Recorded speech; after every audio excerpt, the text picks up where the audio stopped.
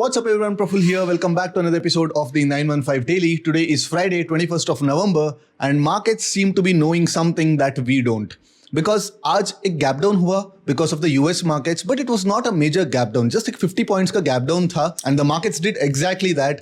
The markets came to 26,050 levels and वहाँ से एक sharp 120 points का bounce देखने को मिला. But towards the end, again we are seeing a sell-off as you can see on the charts here. But the surprising thing today is how the India VIX moved. At one point, India VIX had shot up almost 15%, almost towards 13.8, and towards the end, of course, there was some amount of cool-off, but still the India VIX closed 10% higher today. Considering the fact that we are still above 26,000 territory, this move from India VIX seems to be a little fishy because weekly contracts पे इतना ज़्यादा spike देखने को नहीं मिल रहा है because Nifty का expiry जो है it's on Tuesday, but longer term contracts पे बहुत ज़्यादा spikes आज देखने को मिला है and there has been a good amount of volatility repricing. So let's get to the terminal and let's see what markets are trying to tell us. Right.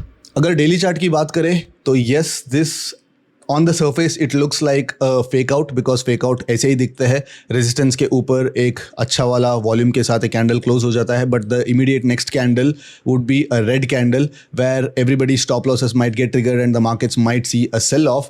But this is because of the US markets. US markets were in a bloodbath yesterday. Crypto markets were also in a bloodbath.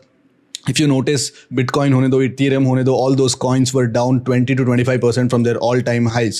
But more than what the price action is saying on the spot chart, how the option premiums, especially the longer-term contracts, behave today is kind of concerning. Because हमने जो gap down हुआ था, इतना ज़्यादा gap down नहीं था.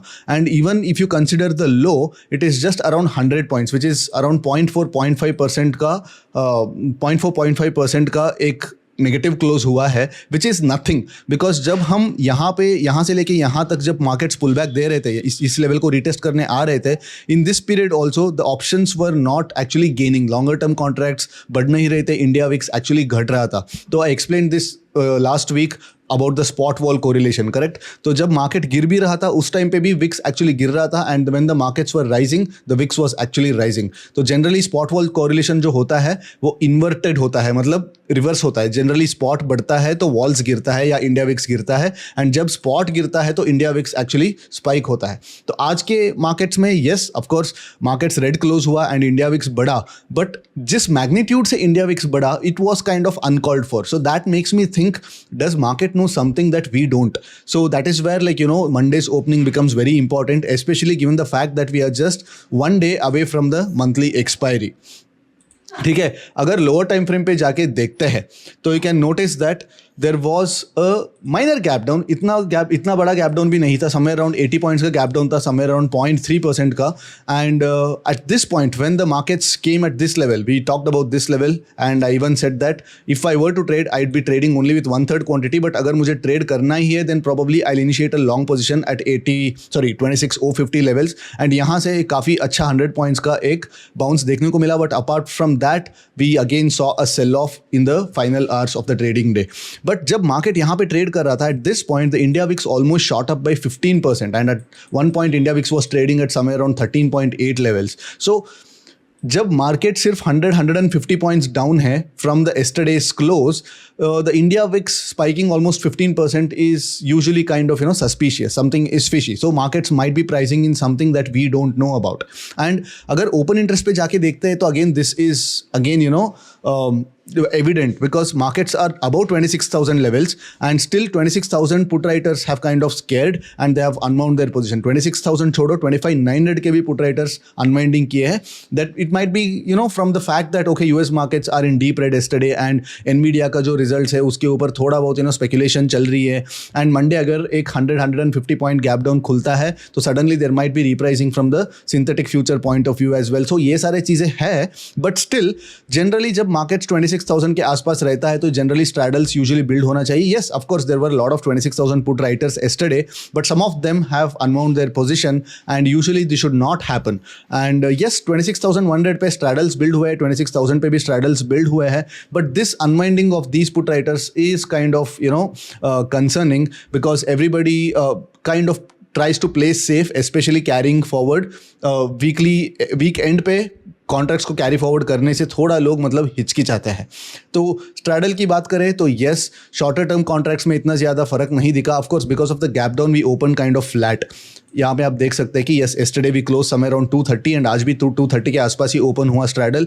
And when the markets got sold into the first hour there was a minor spike as well, हम 220 से लेके 230 तक, but after that the straddle did DK to 200 and towards the end when the final hour sell off happened the straddle again spike back to 210 levels.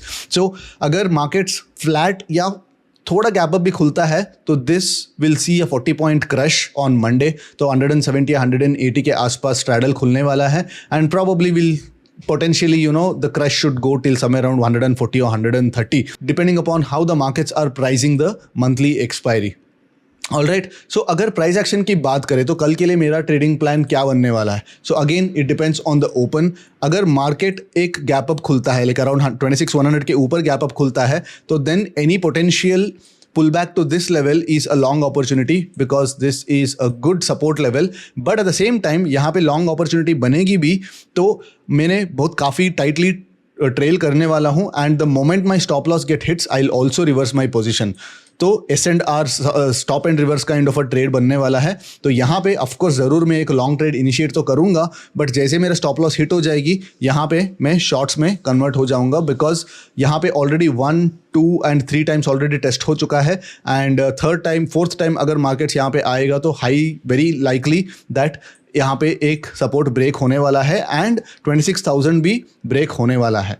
But if at all we open a big gap up then like probably the markets have suddenly changed their sentiments and मैं initially में trade लेने के लिए मतलब थोड़ा मैं हिचकिचाऊंगा and I'll initiate a long trade if at all we close above this level। एक 15 minute का कैंडल इसके ऊपर क्लोज होना चाहिए एंड ऑल टाइम हाई को टेस्ट करना चाहिए, वहाँ पे मैं एक लॉन्ग ट्रेड इनिशिएट करूँगा with a very small stop loss.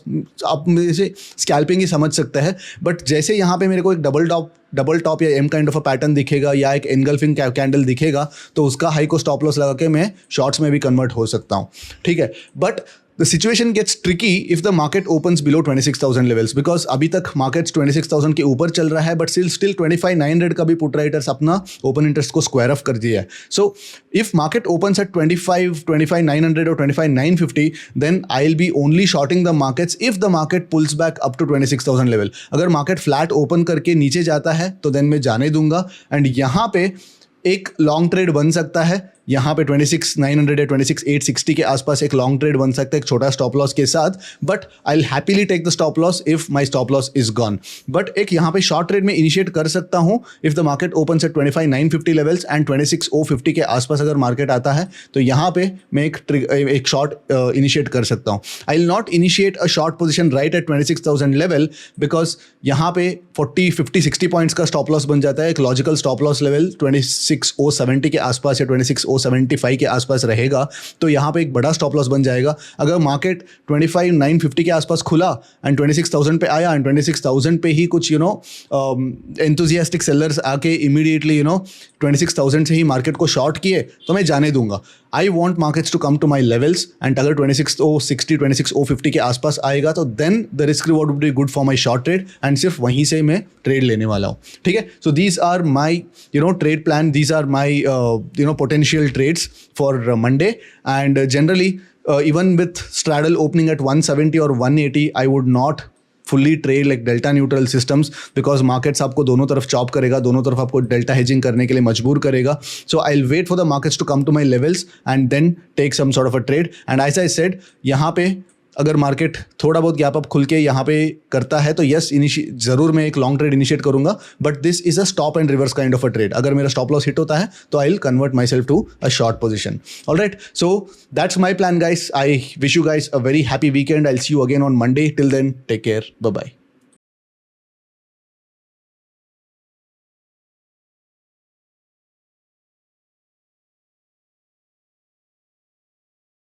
Investment in securities market are subject to market risks. Read all the related documents carefully before investing. Please read the risk disclosure documents carefully before investing in equity shares, derivatives, mutual fund, and or other instruments traded on the stock exchanges.